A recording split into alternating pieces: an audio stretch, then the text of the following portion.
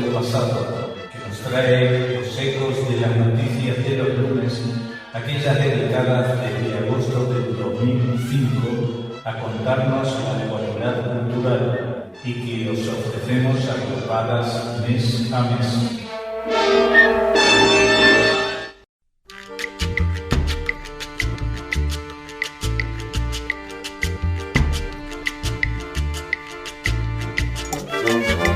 Señoras, señores, bienvenidos a las noticias de los lunes. Ya saben, esas otras noticias, aquellas un poquito marginales, en las que no siempre tenemos tiempo para detenernos, pero a la que le dedicamos este primer día de la semana. Y para empezar, vamos a hablarles de un muy polémico documental que la semana pasada ya causó bastante revuelo.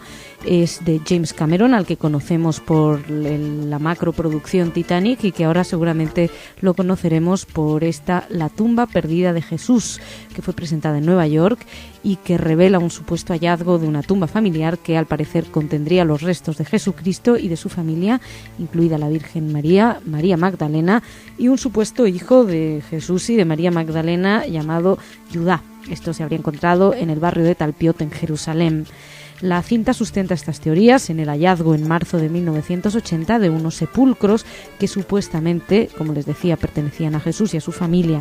Hace unos 27 años, unos trabajadores de la construcción encontraron en el este de Talpiot una cueva de más de 2000 años de antigüedad con 10 tumbas. De acuerdo con la autoridad de Antigüedades de Israel, 6 de estos nichos tienen grabados los nombres de Mateo, María Magdalena, Jesús, hijo de José, María, madre de Jesús, José, hermano de Jesús, y Judá, hijo de Jesús. Según James Cameron, rigurosos estudios y análisis de ADN demuestran que las sepulturas son las de Jesús y su familia, y tal descubrimiento no significa, todo esto según Cameron, que Jesucristo no resucitará 3 días después de su muerte, según la creencia cristiana. Lo curioso es que para los rigurosos estudios y análisis de ADN hay que cotejarlo con el original de Jesús. Yo no sé dónde han podido encontrar un ADN originario. Bueno, el caso es que de acuerdo con la creencia cristiana, el cuerpo sin vida de Jesús fue enterrado bajo la iglesia del Santo Sepulcro de la ciudad vieja de Jerusalén, y antes de resucitar esto. Y el lugar donde están los osarios en el documental es un barrio al sur de la capital israelí, donde ni siquiera hay constancia de que hubiera una iglesia cerca. Por otra parte, ni católicos, ni protestantes, ni ortodoxos reconocen descendencia alguna a Jesús.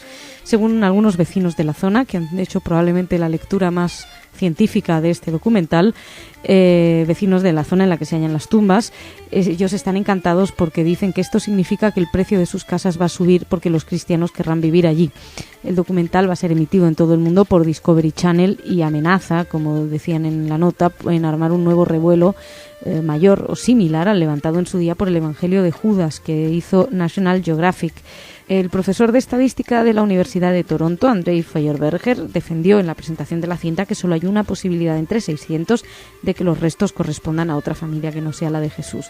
Sin embargo, entre los críticos de la película figura varias gente que considera la tesis del documental de ridícula. Por ejemplo, el padre Artemio Vítores, que dice que los autores de la película buscan publicidad por medio de afirmaciones sin ningún fundamento arqueológico que apelan un poco a la ignorancia religiosa. Dice: es ridículo después de que 2000 años estemos con estas cosas, sostiene, todo por respecto al descubrimiento de inscripciones en unas tumbas de unos nombres muy comunes en la época, porque esa es la tesis en la que se sostienen los detractores, es que todos estos nombres eran muy comunes y que no tienen que no por eso tienen que ser los de Jesús y su familia. En fin, promete haber bastante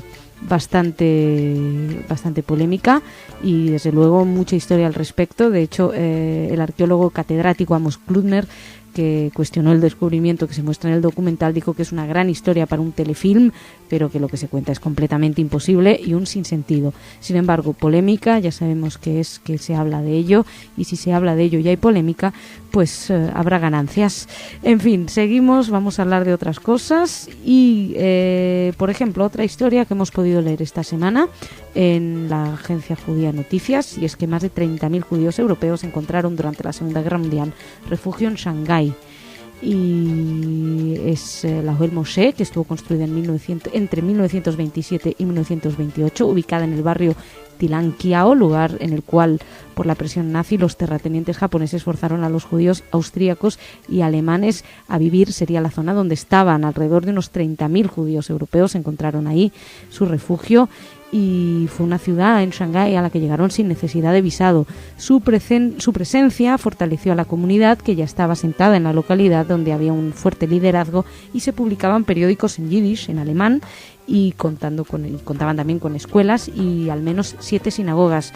Cuando terminó la Segunda Guerra Mundial, los refugiados judíos de Shanghái se marcharon huyendo un poco del régimen comunista, y en 1996 ese lugar se convirtió en un museo de la historia judía.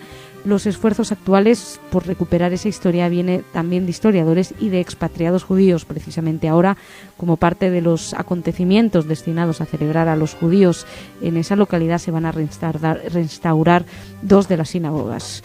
Y más cosas, les hablo de un cantautor israelí, Omri Levy, que según dice la nota que pudimos leer en La Nación, no pasará a la fama por su creatividad o virtuosismo, sino más bien por su oportunismo para aprovechar las nuevas tecnologías para promocionar su música. Bueno, pues ¿qué ha hecho Omri Levy? Ha presentado un disco grabado íntegramente con su celular, con un telefonito móvil, un smartphone Nokia N80, y a través de una aplicación llamada Alon MP3 Dictaphone. El LP se titula About Blank, es una colección de 10 canciones de corta duración, todo hay que decirlo. Dura 17 minutos total, y algunas canciones son instrumentales, aunque la mayoría de ellas son con voz y guitarra del propio Levy. About Blank cuenta con la licencia de Creative Commons, está disponible para ser descargada en el sitio oficial del artista. Y bueno, pues es una manera curiosa. Creo que es el primer cantautor que pasa todas sus canciones en los teléfonos. Hay que saber aprovechar desde luego estas nuevas tecnologías. Más cosas. En esta ocasión, la empresa israelí Florinex Active, que ha desarrollado una nueva tecnología destinada a luchar contra las caries.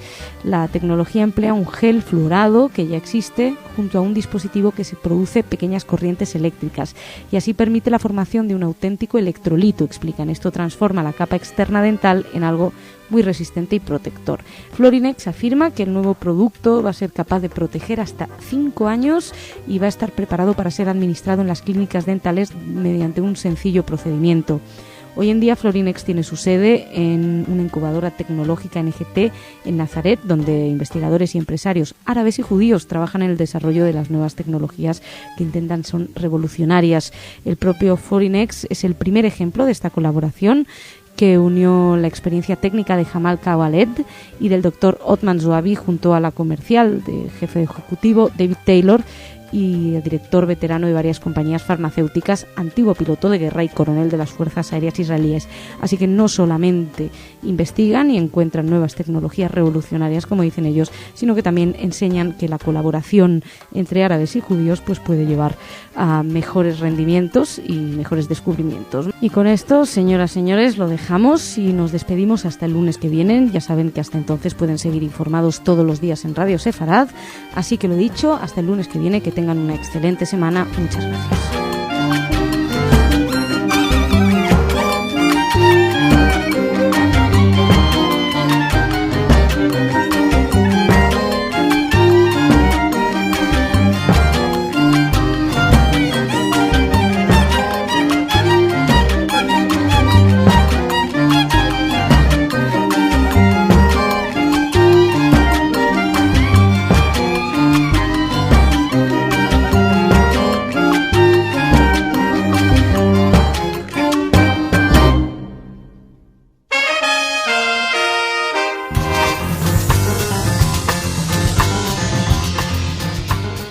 Señoras, señores, bienvenidos a las noticias de los lunes. Ya saben, las otras, aquellas en las que no siempre nos detenemos y que queremos que tengan su pequeño día en la semana. El lunes es su día. Bueno, pues empezamos hablándoles de religión. Les hablamos del movimiento reconstruccionista del que no hemos hablado normalmente. Pues ha elegido para que lleve la asociación rabínica a una rabino lesbiana. Es la rabí Tova Spitzer de West Newton y fue elegida formalmente en la convención de marzo. Spitzer se graduó en 1997 en la Reconstructionist Rabbinical College y ha servido a la congregación Dorsey Tzedek desde hace 10 años aproximadamente. Pues esta selección sigue un camino ya abierto por el movimiento reconstruccionista, que se convirtió en 1984 en el primer movimiento americano judío en ordenar rabino a gays. Y esto fue seguido posteriormente por el movimiento reformista en 1990 y, según dice la noticia de la JTA que nos han hecho llegar, tal vez el movimiento conservador pues lo haga dentro de los próximos meses. Y seguimos las noticias de los lunes sin una noticia de ecología o de medio ambiente, pues es un poquito menos noticia de los lunes, así que hoy traemos algo que ha habido aquí en España, en Murcia, una asamblea hablando de agua donde estuvo un experto israelí, el que fuera alto comisionado del gobierno israelí entre los años 2000 y 2006 para la gestión del agua, Simon Tal. Pues en la asamblea regional él dijo que el agua no reconoce fronteras y que no se puede gestionar el agua de manera fraccionada, porque no hay ninguna lógica en hacer esto. Tal sorprendió, dice la nota de EFE, que nos hicieron llegar a los grupos políticos de la Comisión Especial para el Pacto del Agua del Parlamento Regional, cuando explicó que a pesar de los graves conflictos territoriales que se viven en su país, siempre ha habido paz en lo que se refiere a temas de agua entre israelíes, palestinos y jordanos, dijo. Es un asunto que llamó la atención de los diputados de la Comisión Especial, que desde hace varios meses intentan llegar a un acuerdo sobre el agua, teniendo en cuenta que aquí los dos partidos mayoritarios, PSOE y PP, no llegan a un acuerdo. El Partido Socialista mantiene que la solución pasa por la desalación y el Partido Popular reitera la necesidad de los trasvases entre cuencas. Pues Simon Tal explicó la situación en Israel, dijo que en el norte hay más agua que en el sur y que en su día el gobierno israelí decidió crear un sistema de trasvases sobre el que se basó toda la política de agua en el país, pero también dice que hubo un muy importante plan de desalación en la costa mediterránea con la construcción de 5 grandes plantas, y Tal aseguró que tanto la tecnología como el precio de agua de esas desaladoras sería similar en España a lo que costó en Israel. Para el que fuera comisionado de agua en Israel, la gestión del agua la debe realizar un único organismo público sin intervención de ministerios o de administraciones regionales o locales, y además debe contemplar el agua como un asunto multidisciplinar para el que valen, dijo, todas las soluciones. Se refirió al agua como una decisión de Estado y recordó que en España hay precipitaciones anuales suficientes para que no falte agua en ninguna zona del país. No está mal que vengan de afuera para decir que el problema del agua es un problema de Estado. Parece que a veces aquí nos olvidamos de los motivos estatales. En fin, seguimos. Más cosas. Nos vamos a Israel, vamos a hablarles de la guerra contra Hezbollah, pero de otro punto de vista, desde un punto de vista más agradable. Parece ser que durante la guerra, esta guerra ocasionó un boom de bebés en Israel. Así lo comentó la directora del Servicio de Salud, y dijo que el incremento de la actividad sexual después de una guerra es una reafirmación de la vida. El Canal 10 de televisión israelí citó varias estadísticas de la principal organización de salud israelí y dijo la semana pasada que el número de mujeres que ahora se encuentran en su 5º, 6º o 7º mes de embarazo aumentó en un 35% con relación a las cifras de hace un año. Al comentar estas cifras, Gila Bronner, que es la directora del Servicio de Salud en el Centro Médico Haim Sheba de Israel, pues como les decíamos al principio de la noticia, explicó que el incremento de la actividad sexual después de una guerra es una reafirmación de la vida. Dijo que ellos querían decirle al mundo: intentaron matarnos, no pudieron, miren, estamos vivos. Este boom no es el primero que hay después de una guerra. Después de la guerra del 67 también hubo un boom y los nacimientos se incrementaron severamente, dijo, por 2 años tras el término de las guerras del 73 contra Egipto y Siria. Más cosas, buscando en internet noticias para los lunes, hablando con gente, hemos encontrado una noticia curiosa. Sobre todo es curioso porque es un anuncio de Gelatinas Royal. Bueno, el anuncio de Gelatinas Royal lo dejo, lo que pasa es que se basan en un estudio realizado por el Departamento de Educación de la Universidad del Negev en Israel a niños entre 10 y 12 años, donde explican que hay una relación directa entre el nivel de hidratación del cuerpo y el buen funcionamiento de la función cognitiva en los niños. incluir gelatina de forma regular en la dieta ayudaría a cubrir las recomendaciones diarias de los 2 litros de agua que tantos hemos oído, que tanto nos dicen los médicos que hay que beber, pero que a veces uno no llega. La auténtica gelatina, explican, es colágeno hidrolizado y está compuesta casi en su totalidad por proteínas y agua, es baja en calorías, libre de colesterol, no contiene materia grasa. Lo que me resultó llamativo es que Gelatinas Royal se base en un estudio de la Universidad israelí para hacer su publicidad sobre que hay que comprar Gelatinas Royal y comerlas. Y vamos a ir terminando con una noticia que puede ser excelente, probablemente las noticias que de mejor humor nos puedan poner, y tienen que ver con descubrimientos científicos. Investigadores del Instituto Weizmann de Ciencias de Israel identificaron varios de los genes que intervienen en el proceso que frena la subdivisión de las células. ¿Esto qué es? Esto podría prevenir el cáncer, que se caracteriza precisamente por la reproducción sin límite de estas. Cuando una célula normal responde a la señal de dividirse, el organismo activa inmediatamente el sistema de freno al mismo tiempo que le pone fin. Así lo explicaba un portavoz de la institución. El problema es que cuando falla el sistema de freno se descontrola la división de las células y esto es lo que ocasiona el cáncer. El descubrimiento fue hecho por un equipo integrado por médicos, biólogos, físicos, matemáticos y técnicos en computación. Pues les cito algunos: Joseph Yarden, del Departamento de Regulación Biológica; Uri Alon, del Departamento de Biología Molecular de la Célula; Gideon Rejavi, del Hospital Sheba, e investigadores del Centro del Cáncer Anderson en Texas, en Estados Unidos. Comenzaron el estudio confeccionando el mapa de los genes que actúan dentro de las células y que son los que ordenan dividirse. La orden de dividirse les llega a esos genes, a su vez, desde afuera, por medio de una sustancia química que se conoce como factor del crecimiento. Los genes activados desde el exterior desencadenan una serie de operaciones dentro de la célula, producen proteínas y algunas de las cuales causan su división, mientras otros se encargan de ponerle freno al proceso. O sea, unas se dividen y otras intentan evitar que se dividan. El hecho de identificar esos genes que interrumpen la subdivisión en las células normales, dicen los investigadores, que puede permitir en el futuro reparar el sistema de freno y de esta manera evitar la reproducción incontrolada de las células cancerosas. Los detalles de la investigación fueron difundidos en el portal de Nature Genetics en Internet para quien pueda estar interesado, y los estudiosos parece ser que procesaron una cantidad colosal, es la palabra exacta que dijeron, de datos para llegar a las conclusiones, y encontraron que el fallo del sistema de freno está relacionado con algunos tipos de cáncer, con la relativa agresividad de las células enfermas. Pues son estas noticias las que nos alegran el día, las que nos alegran la semana y las que nos hacen empezar con un poquito de buen pie. Señoras, señores, muchísimas gracias por su atención. Nos reencontramos el lunes que viene. Hasta entonces, ya saben, que tengan una excelente semana. Gracias.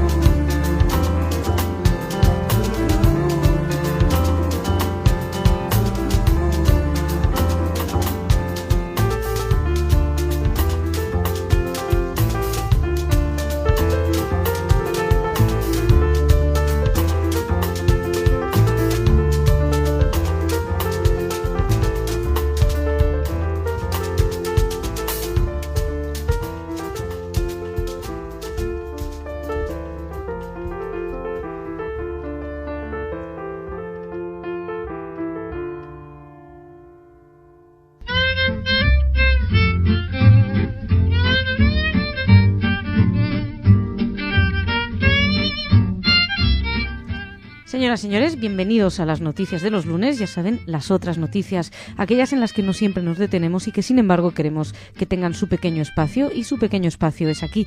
El lunes, bueno, pues empezamos hablándoles de que se avecinan líos, se avecina una manifestación de homosexuales israelíes que vuelven a la lucha en concreto. La Casa Abierta a la Tolerancia y el Orgullo, que agrupa homosexuales y lesbianas de Israel y de los territorios palestinos, se propone realizar en junio próximo en Jerusalén una marcha en defensa de los derechos ciudadanos. Les recordamos que hace poco un desfile semejante generó bastante polémica.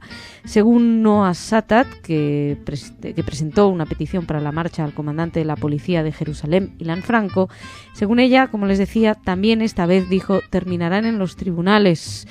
La Casa Abierta, como comentó la directora de Satat, venció en 3 juicios al municipio de Jerusalén, encabezado en su momento por el alcalde Uri Lupoliansky, miembro de la comunidad ultraortodoxa, y en este caso impugna la marcha junto con dignatarios del clero cristiano y líderes islámicos, ya que, como saben, Israel es una ciudad santa para las 3 religiones y parece que en esto sí se ponen de acuerdo los 3. Los detractores de la manifestación consideran que esta es lisa y llanamente una provocación.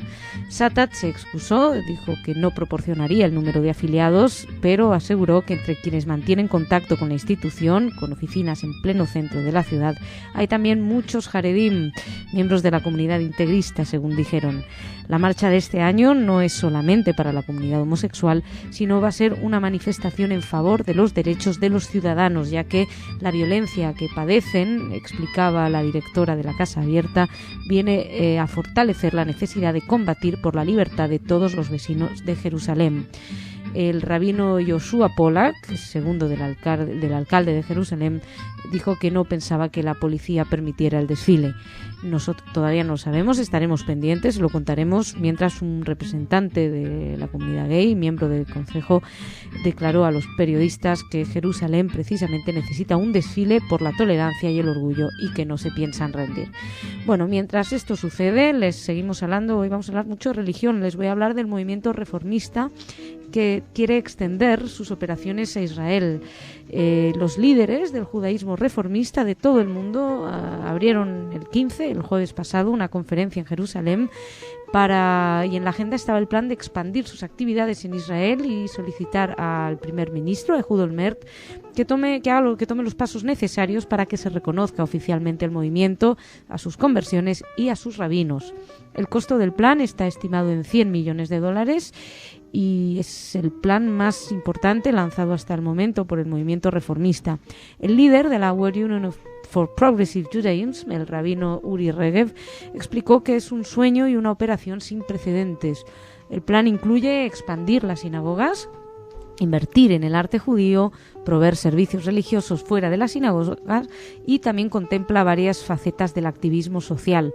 En la reunión que tuvieron con Olmert, los líderes reformistas pidieron que se terminara con la discriminación institucionalizada contra las instituciones reformistas y sus creencias, y en especial en el reparto de fondos y el reconocimiento de conversiones y rabinos, tanto en Israel como en el exterior. Según explicaron, se necesita una conversión grande y es algo que los ortodoxos habrían fracasado. Es una necesidad nacional, solo fuera del movimiento ortodoxo, dijeron los rabinos reformistas. Al parecer, también según ellos, el público israelí apoyaría esta idea y aseguraron, y así lo declararon a Jerusalem Post, que mostrarán su apoyo a Israel y al proceso de paz. Y si por un lado los quieren expandir un movimiento religioso, pues también les tenemos que hablar del Foro de Parlamentarios por el Judaísmo Laico, que empieza a moverse nuevamente en la Knesset. Se va a llevar una convención en la que se espera un nuevo pronunciamiento a favor del judaísmo laico, como les decía, bajo el título Foro de Parlamentarios en pro del judaísmo laico. Si la iniciativa tiene éxito, el fundador de la nueva agrupación, que es el diputado y presidente del partido Meretz, Yossi Beilin, aspira a que el mismo sirva de base para la creación de una corriente laica oficial dentro del judaísmo. Los objetivos de esta nueva organización, que está formada por miembros de la Knesset y representantes de varias agrupaciones, son primer lugar, encontrar una solución definitiva al problema de los matrimonios y divorcios realizados fuera del contexto religioso en Israel. Y 2, promover posibilidades de conversiones laicas y obtener presupuestos para la organización de seminarios judíos laicos. Entre otros, el nuevo foro va a incrementar sus esfuerzos en la promoción de la separación entre la religión y el Estado.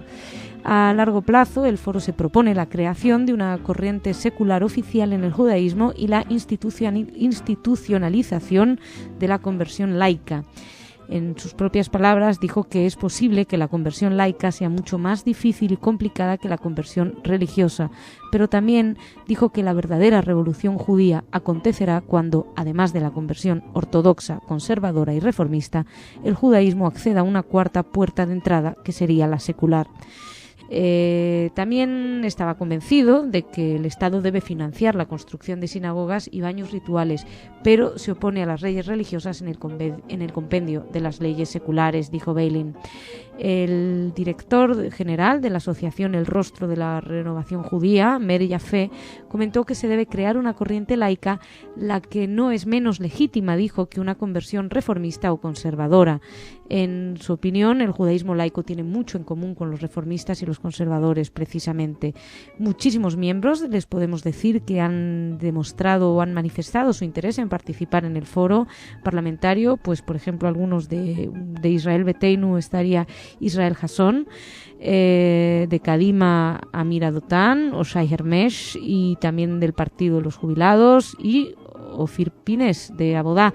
Así que, como ven, no es para un solo partido. Mucha gente estaría interesado en este movimiento del judaísmo laico. Los objetivos básicos o los fines iniciales propuestos serían la separación, la división entre religión y Estado, la conversión secular, el casamiento y divorcios no religiosos, la obtención de presupuestos para el judaísmo laico y la creación de una corriente laica dentro del propio judaísmo. Y vamos a ir terminando, vamos a dejar la religión, vamos a ir terminando con una noticia de estas digna de los lunes, un poco rocambolesca, pero bueno, con muy buena intención, y es que en Brunswick, es la ciudad que ha vivido con el estigma de ser la ciudad que ayudó a Hitler a convertirse en ciudadano alemán porque le dio la nacionalidad. Bueno, pues 75 años después de que Brunswick le concediera a Hitler la ciudadanía alemana, los socialdemócratas del estado de Baja Sajonia han dicho que desean despojar al exdictador de su nacionalidad. Según Simon Koppelke, que es el portavoz parlamentario del Partido Socialdemócrata, esto es un gesto simbólico, pero también lo sería que es lo que Brunswick quiere.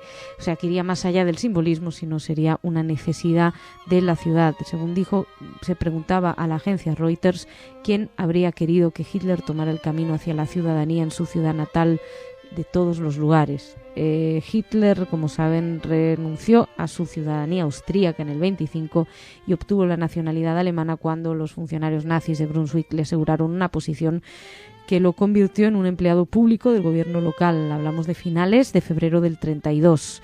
En calidad de empleado público, a Hitler se le adjudicó automáticamente la ciudadanía alemana, lo que le permitió presentarse a las elecciones para presidente del Reich al mes siguiente. Y ya conocemos la historia de lo que viene después. Bueno, es una opinión curiosa. Es normal que Brunswick quiera limpiar su imagen, es normal que no quieran tener a Hitler como ciudadano de honor o recordado, pero no hay que olvidar que no fue Hitler solo, así que quien le dio una nacionalidad se la dio y lo hizo con el apoyo de quien lo hizo. Señoras, señores, muchísimas gracias por su atención. Nos marchamos hasta la semana que viene. Hasta entonces, ya saben, pueden seguir informándose todos los días en Radio Sefarad y que tienen la obligación de tener una excelente semana. Muchas gracias.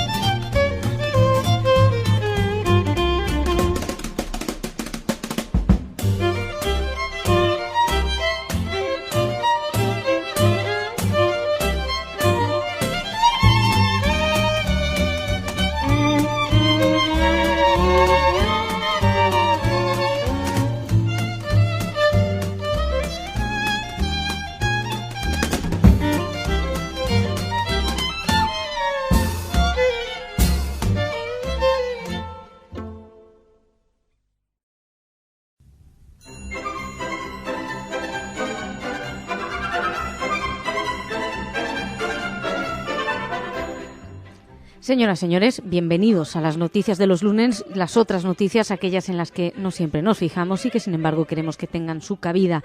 Su cabida tiene aquí en Radio Sefarat los lunes precisamente, y empezamos hablándoles brevemente de una encuesta que fue realizada por el diario israelí Yediot Ahronoth y por Gesher, que dice que el 97% de los judíos israelíes están a favor de realizar la ceremonia del Brit Milá a sus hijos. De la encuesta también se desprende que el 78% lo hace por tradiciones religiosas y el 69% dijo que prefiere un mogel a un médico. Esta noticia la hemos podido leer en la AJN, la Agencia Judía de Noticias, donde explican, por supuesto, cómo es sabido que la circuncisión de los varones, se realiza el 8º o el 10º día después del nacimiento y se considera el ingreso al pacto de Abraham. Más cosas. ¿Se acuerdan que la semana pasada o la semana anterior les hablábamos de Gelatinas Royal, que para vender su producto habían utilizado un estudio científico que se realizó en Israel que demostraba que la hidratación era esencial para para el buen desarrollo de los niños? Bueno, pues un nuevo producto que hemos encontrado por ahí no recurre exactamente a promocionarse por un estudio israelí, pero es un invento israelí que llega ahora mismo a España y que se llama Delgatin, y pueden imaginar perfectamente para qué sirve. Al parecer, según la página oficial de Delgatin, claro que esto ya es pura publicidad, es un producto, se empezó a comercializar en Israel y obtuvo al parecer un rotundo éxito. Es un chicle que no solamente se consume para saciar el apetito, o para ayudar a la dieta, sino que también ha gustado al parecer por su sabor. En fin, explican un poco, pero realmente es todo publicidad. El Sacian sí, que es una fórmula especial que utiliza. El caso es que ha llegado a España y se llama Delgatin y es un chicle para mantenerse en línea. Seguimos, más cosas. Otra cosa que también hemos podido leer en la AJN, en esta ocasión haciéndose eco de un artículo publicado en el diario argentino Clarín, donde explican que la historiadora austríaca Brigitte Hartmann que ha escrito varios libros sobre Hitler. Escribió 2, La Viena de Hitler y Winfried Wagner, sobre la figura del antisemitismo de Wagner. Bueno, pues ahora tiene un nuevo proyecto, que es escribir sobre el médico de la familia de Hitler en Linz. ¿Qué tiene de particular este médico? Pues que era judío. El médico se llamaba Eduard Bloch y atendió a Hitler cuando era pequeño y cuando se resfriaba, y también atendió a su madre, Clara, cuando ésta cayó enferma con un cáncer que la mató, un cáncer de pecho. Un diario de los descendientes de Eduard Bloch se lo dieron a Mann, y esto impulsó el libro que va a hablar de los escasos judíos nobles, entre comillas, dice el artículo, que gozaron de la dudosa protección de la élite nazi. También Norman Mailer había escrito una novela sobre la infancia de Hitler y lo mostraba como el diablo en acción. Explicaba la AJN para preguntarle a la historiadora, a Brigitte Hartmann, qué pensaba. Ella responde que él es un novelista y que puede escribir lo que quiera, pero ella es historiadora y, según ella explica, Hitler era un chico muy bueno, dice, y atento con su mamá. Le preguntan con el médico y ella responde que el odio de Hitler no comenzó, es que le preguntan a ella si es cierto que el odio de Hitler hacia los judíos empezó durante la infancia porque Bloch no pudo salvar a la madre y porque cobraba mucho las visitas. Ella responde que esto no es cierto, que Hitler al parecer tenía una buena relación con el médico y lo respetaba. Incluso le demostró su agradecimiento con 2 postales pintadas por él, que Bloch conservó siempre para documentar esta estima de Hitler. También le preguntan si Hitler vio alguna vez a su médico cuando él ya era el Führer. Ella responde que no, que después de todo no podía invitarlo, pero que, según dice la historiadora, cuando Hitler entró en Linz, habló en la plaza, Bloch lo vio desde la ventana y él pensaba que Hitler lo había mirado. También se sabe que a Bloch la Gestapo lo protegió por órdenes de Hitler y que fue el único judío en Austria que pudo conservar su departamento y consiguió cupones para la ropa y para otras cosas. Sobre todo pudo quedarse en Linz el tiempo que él quiso. Le preguntan una vez más de la AJN si sobrevivió. Ella responde que sí, que en 1941 el doctor Bloch y su mujer llegaron a Nueva York, donde murió en abril del 45.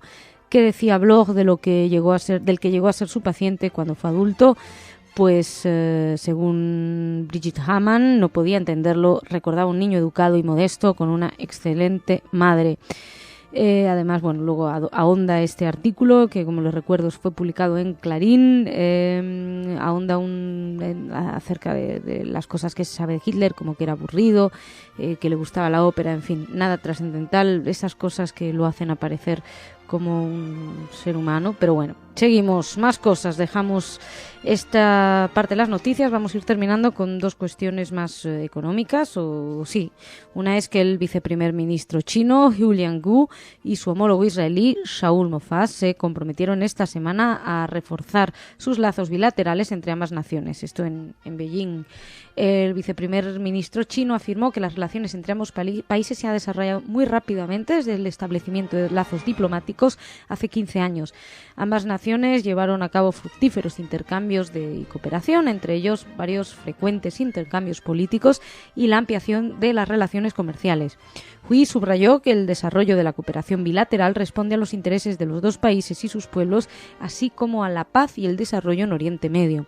Mofaz, por su parte, coincidió con Hui en la conveniencia de fortalecer la cooperación con China. Saben que, Mofaz estaba ahí invitado por el Ministerio de Ferrocarriles. Saben que las relaciones con China son buenas. Últimamente aquí en las noticias de los lunes hemos traído varias noticias acerca de viajes de delegaciones de un país a otro y que siempre se ha recordado la actitud de China durante la Segunda Guerra, que a algunos judíos les permitió estar en paz tranquilamente. Y otra noticia, una misión también del Clarín, de este diario argentino, una misión de 25 empresas busca negocios en Israel. El término, dice el artículo, mesa de negociaciones, adquirió el miércoles 21 una expresión muy concreta. Habla del momento en el que decenas de mesas se reunieron en una de las grandes salas del Hotel Dan Panorama de Tel Aviv y se reunieron hombres de negocios israelíes y argentinos para tratar de conocerse y de cerrar varios acuerdos. Esto tuvo lugar durante la visita de representantes de 25 empresas argentinas en una misión comercial a Israel. A 4 meses de haberse firmado en Tel Aviv una serie de acuerdos bilaterales de cooperación científica e industrial, la delegación empresarial viajó a Israel con la idea de materializar las esperanzas que ha despertado el acuerdo formal entre los gobiernos. Entre los principales avances se anunció que está en redacción en estos momentos un convenio para evitar la doble tributación, lo que impulsaría un mayor intercambio. El director de promoción de exportaciones de la Cancillería Argentina, Gustavo Martino, señaló al diario Clarín, de donde estamos sacando esta información, la importancia del sector software en la misión. Es una industria, explica, que llegó rápidamente a los 300 millones de dólares de exportación, pero que aún está lejos de los 3.000 millones de dólares que exporta Israel. Así que con estas noticias de intercambio y de acuerdos entre países, señoras y señores, lo dejamos. Muchas gracias por su atención. Que tengan una excelente semana y hasta el próximo lunes.